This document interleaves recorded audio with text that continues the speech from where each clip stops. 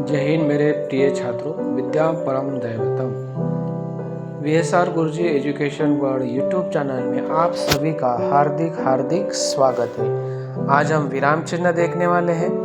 विराम चिन्हों को पंक्चुएशन कहा जाता है। इसका लिखान में कितना महत्व हम सब जानते हैं। सबसे पहले परिभाषा देखते हैं। भाषा को लिखते समय विशेष स्थानों पर रुकने या संकेत करने के लिए प्रयोग किए जाने वाले चिन्हों को विराम चिन्ह कहते हैं। 1 नंबर देखे छात्रों, अल्पविराम। वाक्य के भीतर एक ही प्रकार के शब्दों को अलग करने में इसका प्रयोग किया जाता है। जैसे कमल ने आम अमरूद के लिए आदि खरीदे। दूसरा वाक्य देखे छात्रों, उदाहरण चिन्ह के पूर्व भी इसका प्रयोग करते हैं। उसने कहा मैं तुम्हें नहीं जानता। इन दोनों वाक्यों में आम अमरूद इसके बाद अल्पविराम आया है छात्रों। 2 नंबर पर देखिए उपविराम चिन्ह।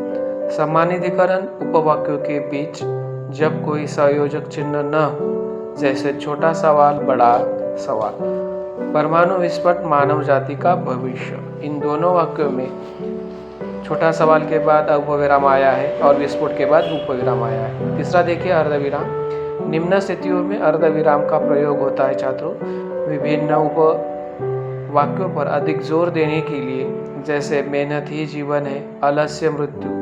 2 नंबर देखिए मिश्र तथा संयुक्त वाक्य में विपरीत अर्थ प्रकट करने वाले उपवाक्यों के बीच में, जैसे जो पेड़ को पत्थर मारते हैं वे उन्हें फल देते हैं। इन दोनों वाक्यों में अर्धविराम आया है छात्रों।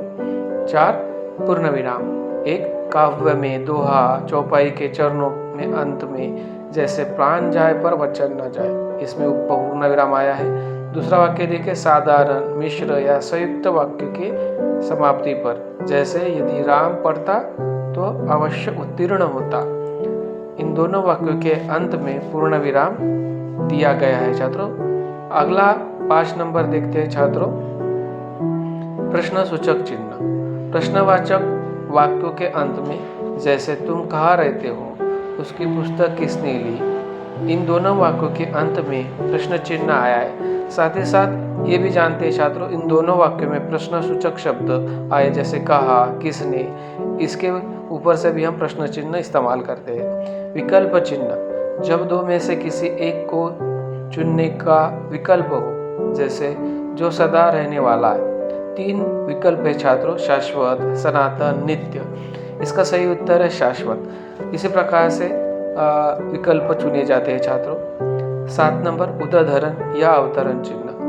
एक, जब किसी कविता का उपनाम, पुस्तक का नाम, पत्र पत्रिका का नाम, लेखक या कविता का शीर्षक आदि का उल्लेख करना हो, जैसे रामधारी सिंह दिनकर ओज के कवि है। महावीर ने कहा अहिंसा परमो धर्म। उदाहरण चिन्ह 2 प्रकार के होते हैं छात्रों, इकहरा और दोहरा। जैसे पहले इसमें इकहरा दिनकर के साथ इस्तेमाल किया गया और अहिंसा परमो धर्म इस वाक्य के साथ दोहरा उदाहरण चिन्ह का प्रयोग किया गया है छात्रों। उदाहरण चिन्ह अक्सर एखादे व्यक्ति द्वारा बोले गए द्वारा भी इस्तेमाल करते हैं। 8 नंबर है विस्मय सूचक चिन्ह। जब किसी को पुकारा या बुलाया जाए, जैसे हे प्रभु मेरी रक्षा करो, इसमें प्रभु को पुकारा गया है। दूसरा वाक्य देखो, मोहन इधर आओ, इस वाक्य में बुलाया जा गया है, तो इसमें विस्मय सूचक चिन्ह इस्तेमाल किया गया। योजक चिन्ह।